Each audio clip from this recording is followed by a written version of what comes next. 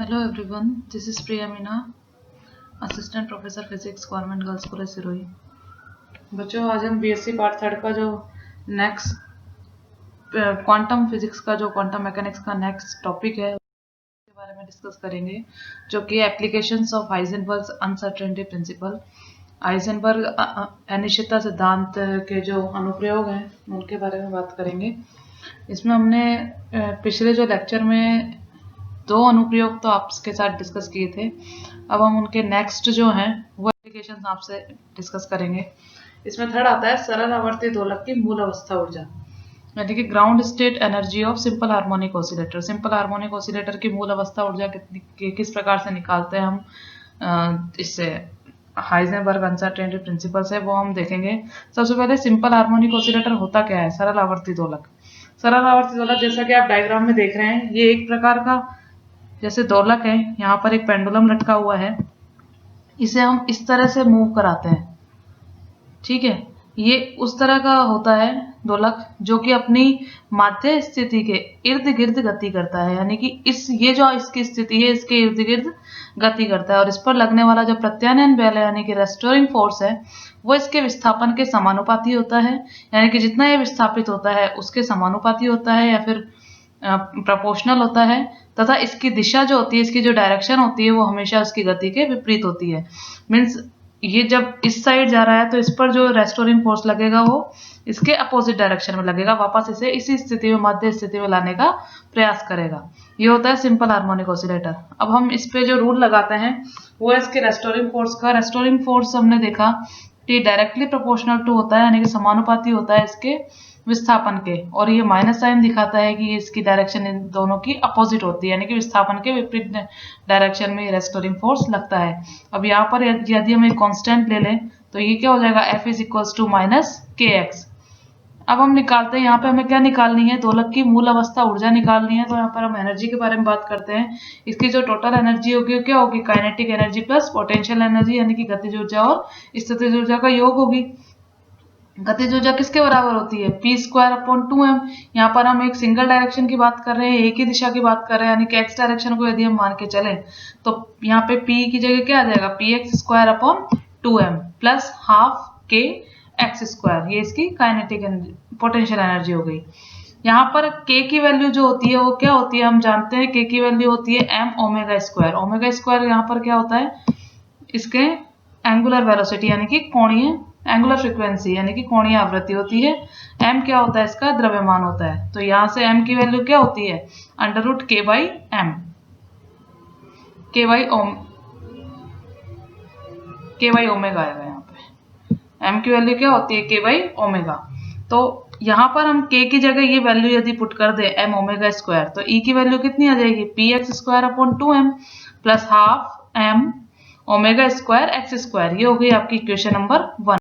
px यहाँ पर क्या है, मोमेंटम है, और ओमेगा यहाँ पर क्या है, कोणीय आवृत्ति है या फिर एंगुलर फ्रीक्वेंसी है। अब हम क्या करेंगे, let the uncertainty in position is ΔX and ΔPx is uncertainty in momentum. अब हम क्या मानते हैं, हम यहाँ पे अनिश्चितता का सिद्धांत लगाएंगे। तो हमने माना कि स्थिति में जो अनिश्चितता है वो क्या है, ΔX है, और मोमेंटम में जो अनिश्चितता है वो कितनी है, यानी कि संवेग में अनिश्चितता ΔPx है। तो पीछे जो हमने फॉर्मूला लिखा E का, वो मिनिमम एनर्जी का फॉर्मूला अब हम लिखेंगे। मिनिमम एनर्जी का फॉर्मूला लिखने के लिए यहाँ पे इनकी अनिश्चितता यानी कि इनमें जो एरर है उसको पुटअप कर देंगे। तो ये कितना हो जाएगा, ΔPx²/2m plus half m⍵² ΔX²। ये आपकी इक्वेशन नंबर 2 हो गई। अब हाइजेनबर्ग अनसर्टेनिटी प्रिंसिपल यानी कि हाइजेनबर्ग अनिश्चितता सिद्धांत के अनुसार क्या होता है, ΔX.ΔPx is equals to h×2। तो यहाँ से हम ΔPx की वैल्यू यदि निकालें तो हमारे पास क्या आएगा, h×2 ΔX। ये आपकी हो गई इक्वेशन नंबर 3। अब यहाँ से हम ΔPx की जो वैल्यू है उसे हम इक्वेशन नंबर 2 में पुट कर देंगे यहाँ पे। तो ये E मिनिमम आपका कितना आ जाएगा, h×2/2m। यहाँ पे ΔPx की वैल्यू पुट करेंगे तो 4ΔX² plus half m⍵² ΔX²। ये आ गई इक्वेशन नंबर 4। अब हमें क्या निकालना है, यहाँ पे हमारे पास अननोन वैल्यू किसकी है, डेल्टा एक्स की। हमें यहाँ पर ई मिनिमम निकालना है, यानी कि मिनिमम एनर्जी, सबसे कम एनर्जी जो ग्राउंड स्टेट एनर्जी होती है, मूल अवस्था की जो ऊर्जा होती है मिनिमम होती है, सबसे कम होती है, तो वही हमें यहाँ पे निकालनी है।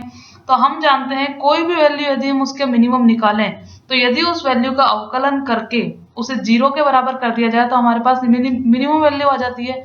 तो हम यही कंसेप्ट यहाँ पे निकालेंगे, लगाएंगे। तो now the ground state energy must be minimum value of E, and to calculate the minimum value क्या क्या करेंगे हम, d E minimum upon d delta x, delta x के सापेक्ष इसका अवकलन कर देंगे। इस पूरे इक्वेशन का अवकलन हम डेल्टा एक्स के सापेक्ष कर देंगे और इसको 0 के इक्वल करेंगे।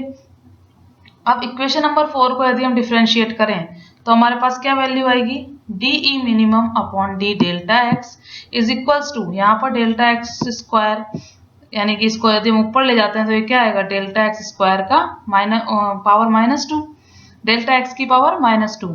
यहाँ पे ये आ जाएगा आपका h cross square upon 8m multiply by delta x square, delta x की पावर -2 का यदि हम अवकलन करें तो हमारे पास क्या आएगा, -2 आगे आ जाएगा, डेल्टा एक्स की power -3 plus m omega square, यहाँ पे डेल्टा एक्स स्क्वायर का यदि हम अवकलन करें तो क्या आएगा, 2 into delta x.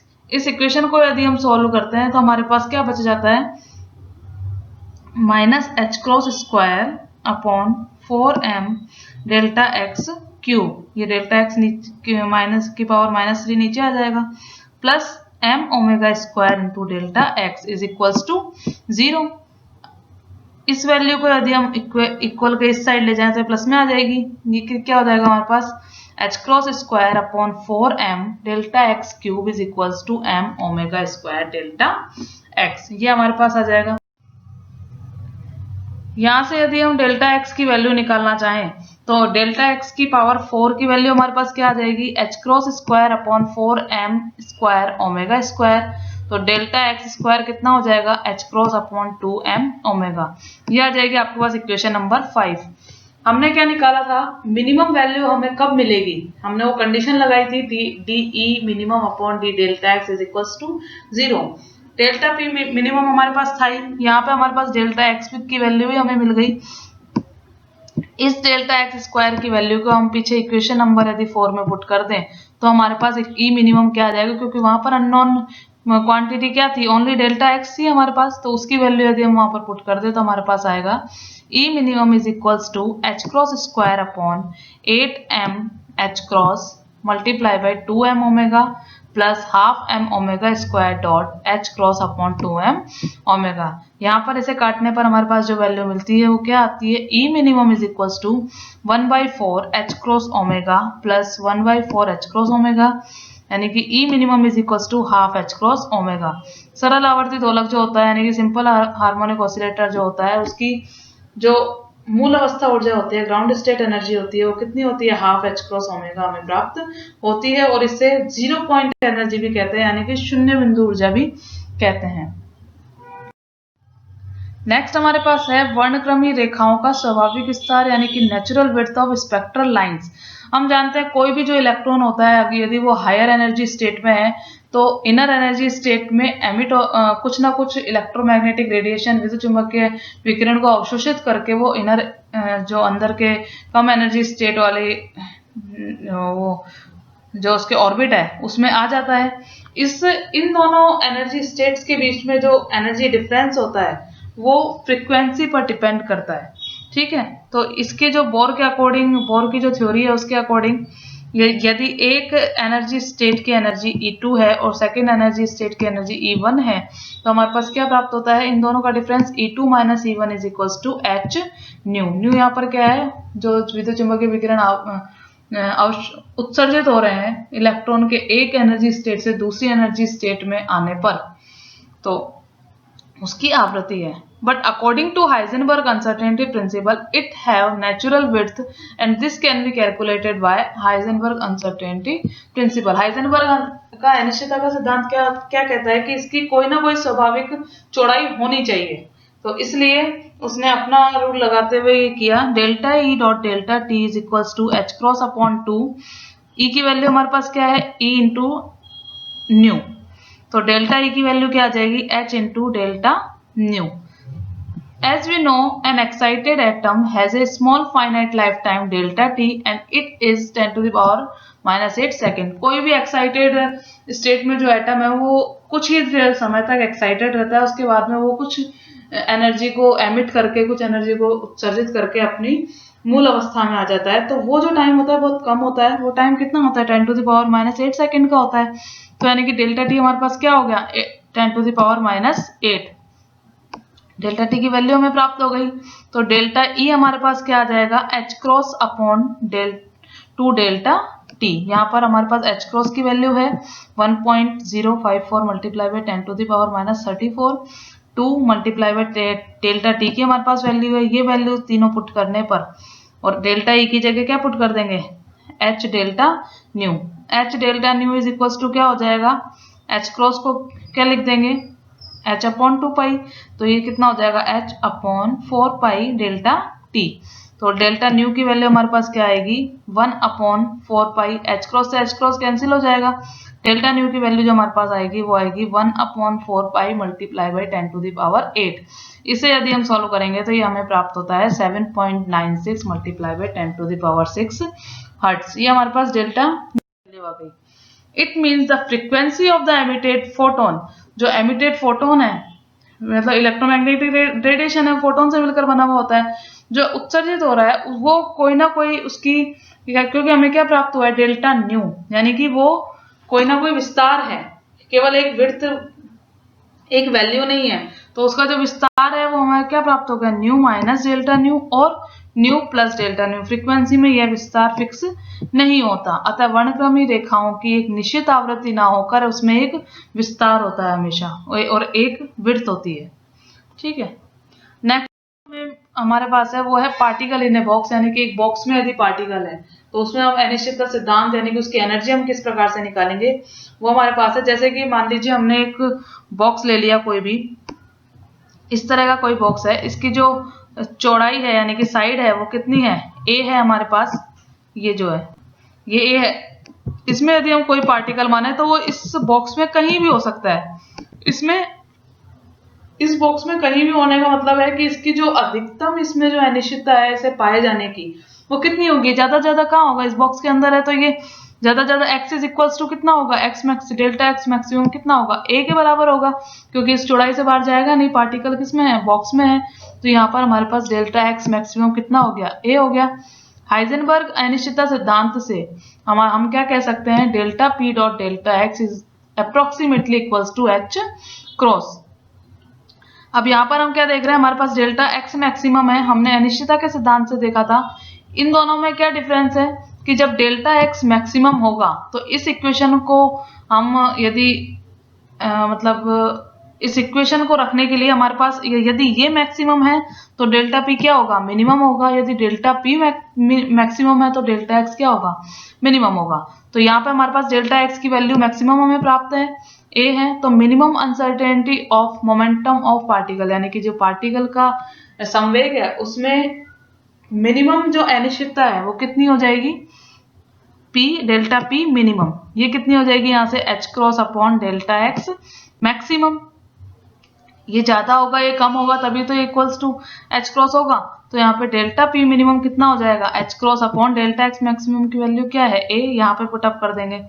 Thus the minimum momentum of the particle will be in the range of minus h cross upon 2a to h cross upon 2a। तो इसकी हम रेंज क्या मान सकते हैं, इसको यदि हम एवरेज लें, इसका माध्य लें, तो इसकी रेंज जो हम मान सकते हैं वो क्या मान सकते हैं कि minus h cross upon 2a से h क्रॉस अपॉन 2a, ये इसकी रेंज हो गई मिनिमम मोमेंटम की। ठीक है, तो P मिनिमम यदि हम लिखें, P मिनिमम न्यूमेरिकली यदि हम लिखें तो क्या हो जाएगा हमारे पास h क्रॉस अपॉन 2a यहाँ से, और मैक्सिमम। ठीक है, एंड द मिनिमम एनर्जी, अब हम हमारे पास क्या प्राप्त हो गया, P मिनिमम हमारे पास प्राप्त हो गया। तो हम मिनिमम एनर्जी यदि हम निकालें पार्टिकल की, वो हमारे पास कितनी प्राप्त हो जाएगी, पार्टिकल की एनर्जी क्या होती है, E minimum is equals to P square upon 2m, P minimum square upon 2m। P minimum की वैल्यू यदि हम h क्रॉस अपॉन 2a रखें तो हमारे पास क्या प्राप्त होगा, 1 upon 2m H cross upon 2a का होल स्क्वायर। तो ये हमें क्या मिलेगा, E minimum is equals to H cross square upon 8m a square लगभग बराबर एच क्रॉस को क्या लिख सकते हैं, एच अपॉन 4 पाई। तो फिर इसकी वैल्यू एच अपॉन 2 पाई, तो एच क्रॉस की जगह अगर हम एच अपॉन 2 पाई की वैल्यू पुट करें तो हमारे पास क्या आएगा, एच स्क्वायर अपॉन 32m ए स्क्वायर पाई स्क्वायर। तो ये आ गई हमारे पास। यदि कोई पार्टिकल जो है एक बॉक्स में है तो उसकी मिनिमम जो एनर्जी होगी वो किसके बराबर होगी, इसके बराबर होगी। ये हमारा जो है हाइजेनबर्ग अनसर्टेनिटी जो प्रिंसिपल है उसके अनुप्रयोग यहीं पर। अभी और भी हैं, कुछ एक और हैं जो कि आपको नेक्स्ट लेक्चर में हम डिस्कस करेंगे। Thank you.